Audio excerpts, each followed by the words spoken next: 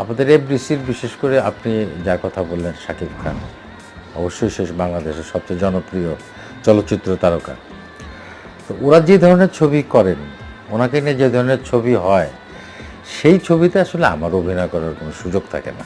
তো ওই ফরম্যাটের ছবি তো আমি শুধু শাকিব খান, ওই ফরম্যাটের ছবি তো আরও যারা আমাদের চলচ্চিত্র তারকা আছেন, আপনি যদি যখন মান্না ছিলেন বা আরও অনেকে ছিলেন, সেখানেও তো আমাকে দেখা।